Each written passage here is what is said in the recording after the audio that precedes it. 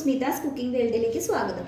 ഇന്ന് റാഗി വെച്ചിട്ട് റാഗി പൗഡർ കൊണ്ട് ഒരു ദോശയാണ് തയ്യാറാക്കുന്നത്. വളരെ സിമ്പിളായിട്ട് എളുപ്പം നമുക്ക് ഉണ്ടാക്കിയെടുക്കാം. ഇതെങ്ങനെയാണ് തയ്യാറാക്കുന്നതെന്ന് നോക്കാം.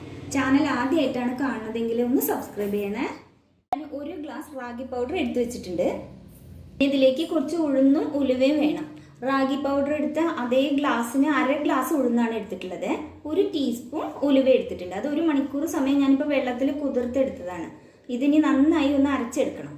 ഇന്നിപ്പോൾ നന്നായി അരച്ചെടുത്തു. ഉഴുന്ന് ഈ റാഗി പൗഡറിലേക്ക് ചേർത്ത് കൊടുക്കാം. ഇതിലേക്ക് ഒരു ചെറിയ സവാള വേണം, കുറച്ച് കറിവേപ്പില, ചെറിയ 2 ക്യാരറ്റ്, പച്ചമുളക്, ചെറിയൊരു കഷ്ണം ഇഞ്ചി. ഇതെല്ലാം ഞാനൊന്ന് ചെറുതാക്കി അരിഞ്ഞു വെച്ചിട്ടുണ്ട് കേട്ടോ. ഇനി ഇതെല്ലാം ഈ മാവിലേക്ക് ചേർത്ത് ആവശ്യത്തിനുള്ള ഉപ്പും ചേർത്ത് നന്നായി മിക്സ് ചെയ്തെടുക്കണം. ഇതിലേക്ക് ആവശ്യത്തിന് ഉപ്പ് ചേർക്കാം കേട്ടോ. പിന്നീട് കുറച്ച് വെള്ളം ചേർത്തിട്ട് ഒരു ദോശമാവിൻ്റെ പാകത്തിൽ കലക്കിയെടുക്കണം. ഇതൊന്ന് മിക്സ് ചെയ്തെടുക്കട്ടെ. മാവ് ദാ ഇതുപോലെ ഇരിക്കണം കേട്ടോ. ഞാൻ നന്നായിട്ട് മിക്സ് ചെയ്തെടുത്തിട്ടുണ്ട്. പിന്നെ ഒരു ദോശക്കല്ല് വെച്ചിട്ട് ചൂടായിട്ടുണ്ട്. അതിലേക്ക് കുറച്ച് ഓയിൽ തടവി കൊടുക്കണം. മാവ് ഒഴിച്ചു കൊടുക്കാം. വലിയ വട്ടത്തിൽ വേണ്ട കേട്ടോ, ചെറിയ ദോശകളായിട്ട്.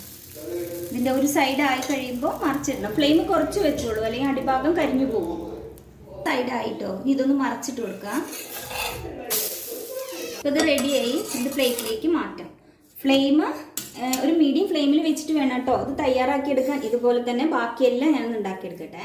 റാഗി ദോശ റെഡി ആയിട്ടോ. എല്ലാവരും ഒന്ന് ട്രൈ ചെയ്ത് നോക്കൂ. എല്ലാവർക്കും ഇഷ്ടമാവും. വീഡിയോ ഇഷ്ടമായാൽ ലൈക്ക് ചെയ്യാനും ഷെയർ ചെയ്യാനും കമൻറ്റ് ചെയ്യാനും മറക്കരുത്. Thank you.